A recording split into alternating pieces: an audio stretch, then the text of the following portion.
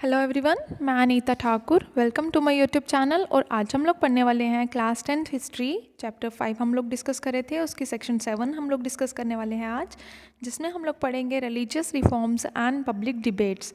इसमें हम लोग पढ़ेंगे कि प्रिंट कल्चर की वजह से किस तरह से हर एक रिलीजन में रिफॉर्म्स हुई, उनमें सुधार हुए और किस तरह से पब्लिक ने डिबेट करना स्टार्ट कर दिया, जिसकी वजह से वो खुद के अपने पॉइंट ऑफ व्यूज़ को दूसरों के साथ एक्सप्रेस कर सकते थे। यहाँ पर बताया गया कि अर्ली 19th सेंचुरी का जो टाइम पीरियड था, उस टाइम पर देखा गया बहुत ज़्यादा रिलीजियस इश्यूज़ के ऊपर डिबेट्स जो थी वो होना स्टार्ट हो गई।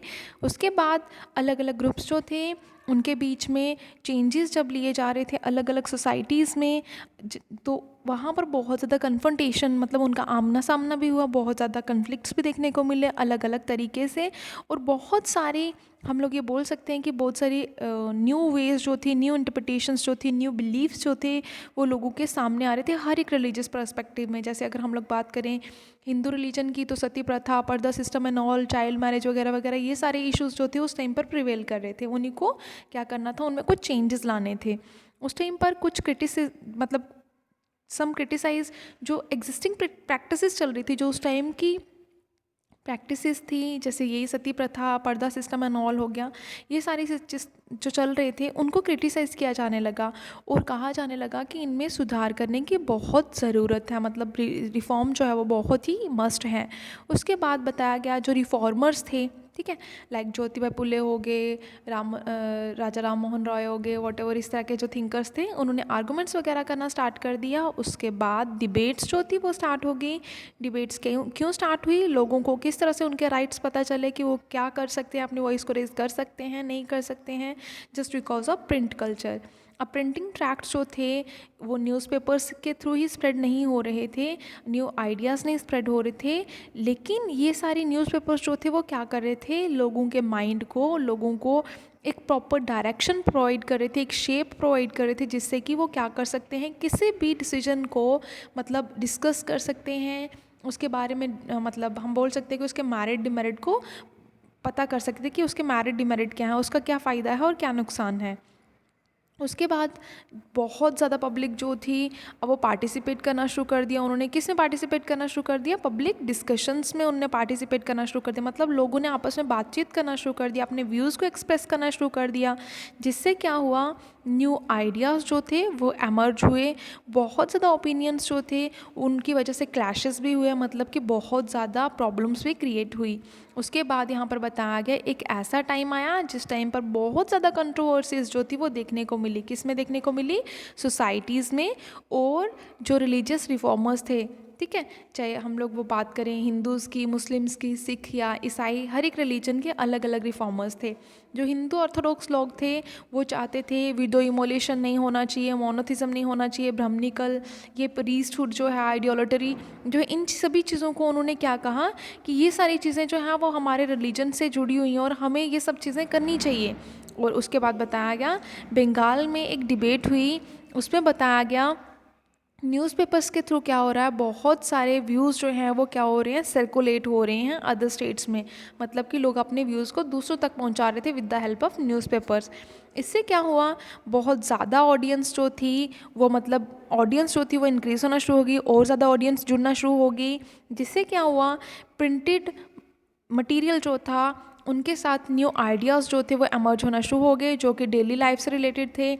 स्पोकन इंग्लिश जो थी अब वो भी इजीली क्या कर सकते थे, मतलब प्रिंटेड मटेरियल को स्टडी कर सकते थे, क्योंकि बहुत सारे प्रिंटेड मटेरियल जो थे वो अलग अलग लैंग्वेजेस, वर्नाकुलर लैंग्वेजेस में लिखे जा रहे थे। राम मनोहर रॉय जो थे उन्होंने एक, मतलब हम बोल सकते हैं कि एक बुक पब्लिश करी जिसका नाम था संबद कौमुदी, ठीक है, 1821 में उसको क्या किया, पब्लिश किया। और हिंदू ऑर्थोडॉक्स कमीशन जो था उन्होंने क्या किया, समाचार चंद्रिका को पब्लिश किया, जिसमें उन्होंने राम मनोहर रॉय की जो बुक थी समद कौमुदी, उसको क्या किया, उनके जो ओपिनियन थे उनको अपोज कर दिया, मतलब उसके खिलाफ लिखा। फिर उसके बाद 1822 में दो पारिशन न्यूज़पेपर्स थे जिनका नाम था जामे जहाननामा और शमशुल अकबर जो थी उनको पब्लिश करा गया। उसी साल मतलब 1822 में क्या हुआ, गुजराती न्यूज़पेपर जो था बॉम्बे समाचार, उसका भी अपीयरेंस हो गया, मतलब वो भी सामने आ गया। उसके बाद नॉर्थ इंडिया की अगर हम लोग बात करें, मुस्लिम रिलीजन की बात करें, उलामा एक ऐसा स्कॉलर था जो मुस्लिम रूल्स को क्या करता था, ओबे कराता था, या फिर हम लोग बोल सकते हैं कि उसका केयर टेकर था, प्रोटेक्टर था, ठीक है। तो उन्होंने देखा कि मुस्लिम डायनेस्टीज़ जो हैं वो कलैप्स हो रही हैं। उनको ये डर था कि कॉलोनियल रूलर जो हैं वो क्या कर रहे हैं, लोगों को एनकरेज कर रहे हैं, लोगों को अपने कंट्रोल में ले रहे हैं। तो उनको क्या करना होगा, चेंज करने होंगे, मुस्लिम पर्सनल लॉज में कुछ चेंजेस लाने होंगे। इसके लिए उन्होंने क्या किया, उन्होंने बहुत ही चीप, मतलब बहुत ही कम दाम में मिलने वाली या कम दाम पे बिकने वाली चीज़ें जो थी वो प्रेस करना स्टार्ट कर दिया। मतलब कि सिंपल सी बात, प्रेस करना मतलब कि प्रेस में प्रिंटेड मटेरियल जो था वो इस्टेब्लिश करना शुरू कर दिया, पब्लिश करना शुरू कर दिया।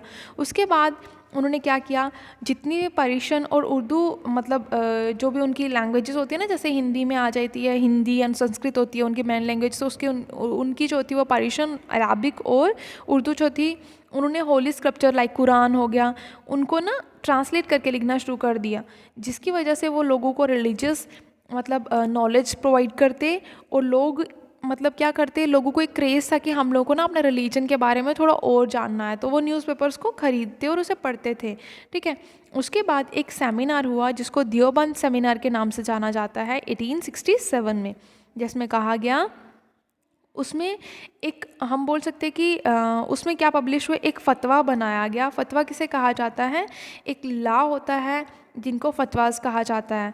उसमें ये बताया गया कि जो मुस्लिम रीडर्स हैं, जो मतलब मुस्लिम लोग हैं जो पढ़ने वाले हैं, तो उनको ना क्या करना है, कैसे उनको मतलब एवरीडे लाइफ्स के बारे में बताया जाए, या फिर उनको किस तरह से इस्लामिक डॉक्ट्राइन के बारे में किस तरह से एक्सप्लेन किया जाए। कहने का ये मतलब है कि उनको अपने रिलीजन के बारे में किस तरह से मतलब उनका नॉलेज एनहांस किया जाए। तो उन्होंने कहा कि ये सब जो है ना, वो सारी चीज़ें सिर्फ़ और सिर्फ 19वीं सेंचुरी में ही होनी है। मतलब कि उन्होंने बहुत ज़्यादा मुस्लिम सेक्शंस जो थी उनको क्या किया, एकजुट किया, यूनाइट किया, बहुत सारे सेमिनार्स जो थे वो कंडक्ट करवाए ताकि लोगों को प्रॉपरली अवेयरनेस मिल सके, अपने रिलीजन को इन्हांस किया उन्होंने थोड़ा। उन्होंने कहा कि आप लोग चाहे जिस मर्ज़ी एरिया में रहो, लेकिन आप लोगों को अपने रिलीजन पर फेथ होना बहुत ज़रूरी है। उसके बाद उन्होंने ये भी कहा कि हम लोगों को क्या करना, अपने रिलीजन को और ज़्यादा इन्हांस करना है, और जो इसके अपोनेंट्स हैं उन पर बुरा प्रभाव डालना है। उसके बाद हम लोगों ने देखा उर्दू प्रिंट जो था उसने बहुत ज़्यादा, हम लोग ये बोल सकते हैं कहीं ना कहीं बैटल्स भी कंडक्ट करवाई, लोगों में लड़ाइयाँ झगड़े भी करवाए।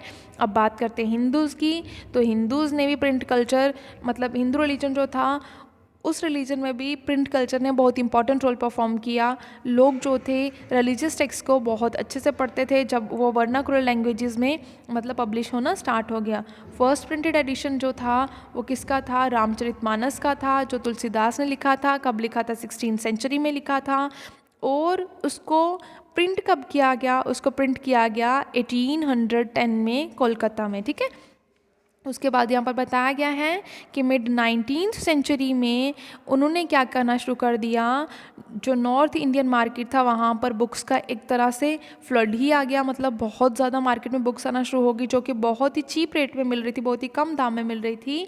और कहा गया 1880s में जब अफ्रीका में रेंडर पेस्ट आई थी, उस टाइम पर एक नवल किशोर थे जिन्होंने एक प्रेस खोली, कहाँ पर, लखनऊ में, ठीक है। उसके बाद दूसरी प्रेस जो थी वो श्री वेंकटेश्वर के द्वारा खोली गई, ठीक है, कहाँ पर, बॉम्बे में। और उसके बाद उन्होंने क्या करना शुरू कर दिया, बहुत ज़्यादा एक्सेसिवली रिलीजियस टेक्स्ट जो थी वो पब्लिश करना शुरू कर दिया, मतलब छापना शुरू कर दिया। और वो अलग अलग लैंग्वेजेस में, वर्नाकुलर्स में उन्होंने टेक्स्ट करना शुरू कर दिया, टेक्स्ट को प्रिंट करना शुरू कर दिया।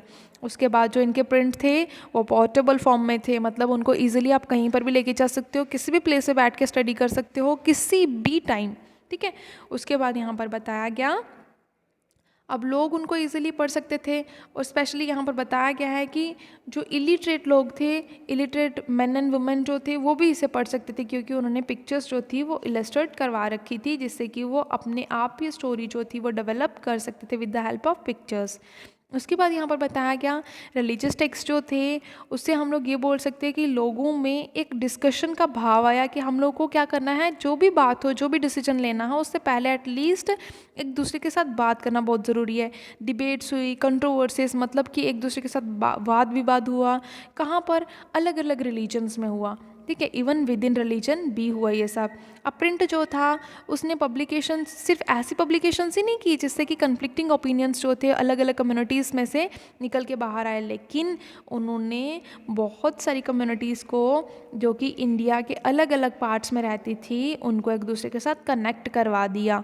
और न्यूज़पेपर जो था वो न्यूज़ जो था सिर्फ एक ही प्लेस पे स्प्रेड नहीं कर रहा था, वो एक जगह से दूसरी जगह पर न्यूज़ को स्प्रेड कर रहा था। और किसके थ्रू? पैन इंडियन आइडेंटिटीज़ के through. I think it's enough for today. Thanks for listening and stay blessed always.